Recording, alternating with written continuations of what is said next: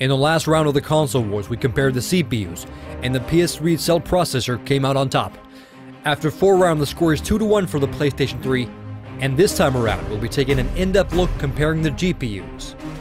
This is going to be the single most technical round in this series of videos, so put on your thinking caps and get ready for some heavyweight game console action. It's LP from Techno Buffalo, and welcome to the next installment of the Console Wars.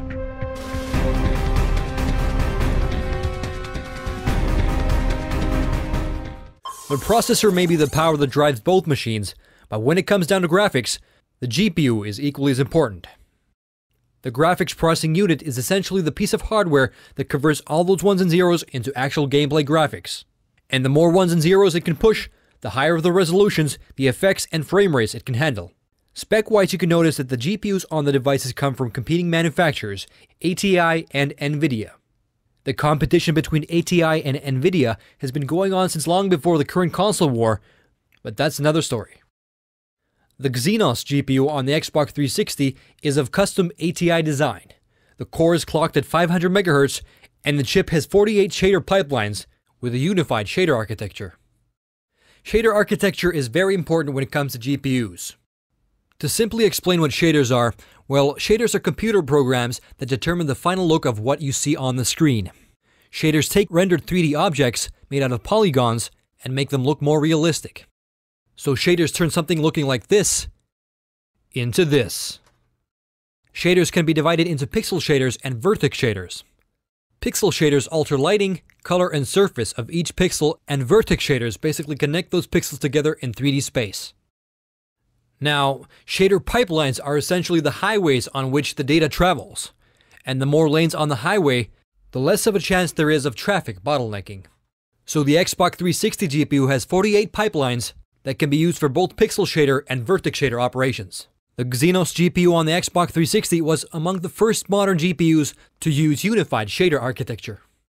The PlayStation 3's GPU, the RSX, is also clocked at 500 MHz, but it has dedicated pipelines for different shader operations, 24 pixel shader pipelines and 8 vertex shader pipelines.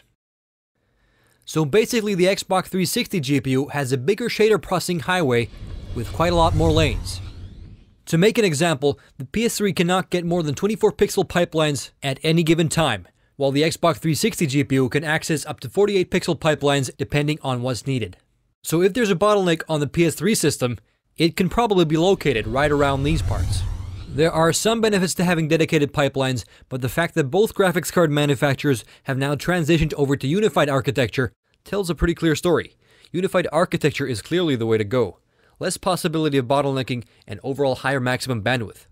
So the Xbox 360's Exynos GPU is superior when it comes down to how many shader operations it's capable of handling, which may be one of the reasons why multi-platform 360 games have better frame rates compared to their PS3 counterparts.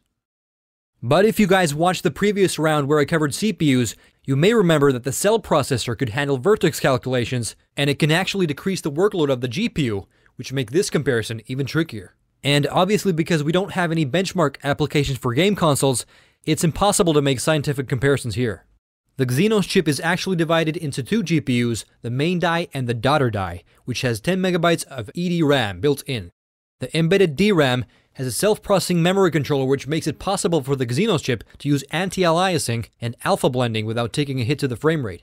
Aliasing is essentially jaggies that occur on diagonal and curved lines. Aliasing is most prominent on lower resolutions, so the lower the resolution you have, the more anti-aliasing you will need. While 720p is considered a high definition, it's in my opinion not a high enough resolution to run without any anti-aliasing. Most of you PC guys can definitely relate. If I look at a game on my 40-inch LCD screen running at 720p without proper anti-aliasing, it's going to be quite rough around the edges. And some of you guys may know that a large amount of games on both consoles are actually running in sub-HD resolutions and upscale to 720p, which makes the need for good anti-aliasing even more necessary. For example, Halo ODST is running at 640p, and Modern Warfare 2 is actually running at a 600p resolution and upscale to 720p. Maybe come next generation of consoles, we'll see all games running at native HD resolutions, but not this time around. Anyways, if you want to see a good example of the lack of anti-aliasing, take a look at any game on the Nintendo Wii, and you'll know what I'm talking about. Okay, back to business. So thanks to the daughter die with embedded DRAM, the Xbox 360 games generally have better anti-aliasing, which I consider a significant advantage. I myself have a 40-inch screen which I look at from a fairly short distance. And when comparing the same games on the competing consoles, the graphics on the 360 stand out as cleaner and sharper because the diagonal and curved lines are cleaner and less jagged. Now, if the PS3 were running games at 1080p as it once promised, anti-aliasing would not be as necessary. But on 90% of games on the market today, the Xbox 360 counterparts have superior anti-aliasing, which I hold in very high regard. But the GPU on the PS3 has a very significant advantage, which relates directly to the cell processor. The RSX GPU has a high bandwidth interface between the cell processor and the GPU itself, so it can hand over some of the graphics processing operations, for example vertex calculations, over to the cell processor, freeing up the RSX GPU to exclusively handle other essential graphics processing tasks. Naughty Dog has done this with Uncharted 2 and been able to crunch out amazing graphics out of the PS3 with decent anti-aliasing to match. Another thing that greatly affects graphics are textures. The higher the resolution, the more high detailed textures you'll need. So if you have a game running at 1080p, you're going to need very high detailed textures to match. But straight off the bat, I'll go out to say that neither of the two consoles are capable of running games natively at 1080p with high detailed textures to match. The only games you'll see running at 1080p with a constant frame rate will be racing games and fighting games that use very simple reoccurring textures. So in my opinion, it's better to run games at 720p and have high detailed textures than to run games at 1080p with fuzzy and low-res textures.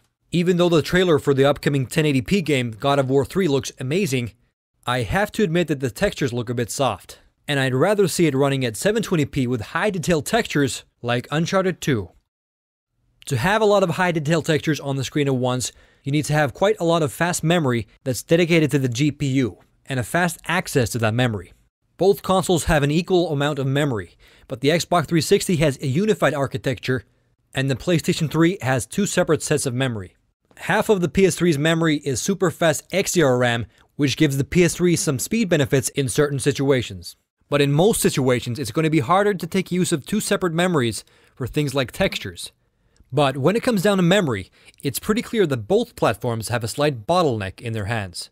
PC GPUs these days have 1 to 2 gigabytes of dedicated memory, and I would imagine it being quite tough to squeeze out ultra-high textures out of 512 megabytes when you have an operating system running in the background. And this is where texture streaming comes to play. As you know, Blu-ray discs have 5 times the capacity of DVDs, which give the PS3 huge benefits. There's more space for high-res textures and very little need for compression of those textures. This equates to the amazing high-detailed world you see in Uncharted 2. The PS3's GPU gets off easy as it does not need to devote power into texture decompression. Now the Xbox 360 GPU has its work cut out for it. It has decompressed textures that are stored on limited space DVDs, but if we look at games like Gears of War 2, we notice that the Xbox 360 GPU is excellent at texture streaming, even though it has a bunch of decompression to do. So the Xbox 360 GPU has a bigger workload and still manages to pull it off with style. So even though it may be possible to run higher resolution textures on the PS3 than the Xbox 360, it's mostly thanks to Blu-ray and the cell processor, not the GPU. But in any case, all the evidence points to the PS3's GPU being a bit weaker than the Xenos on the Xbox 360. The essentially free 4x multi-sample anti-aliasing on the Xenos definitely tips the scales pretty fast for the Xbox 360. The cell processor may compensate for the weaker GPU on the PS3, but it's pretty clear that the Xbox 360 gets a point in this round. To recap, the PS3 has a better processor and faster memory, but the Xbox 360 GPU is superior thanks to its advanced architecture. But as you know, graphics are usually more than just the sum of the parts of the different hardware. And in the upcoming rounds, we'll be taking an in-depth comparison of the best looking games, both exclusive and multi-platform, on the competing consoles. Stay tuned for the next round of the Console Wars. LP signing out.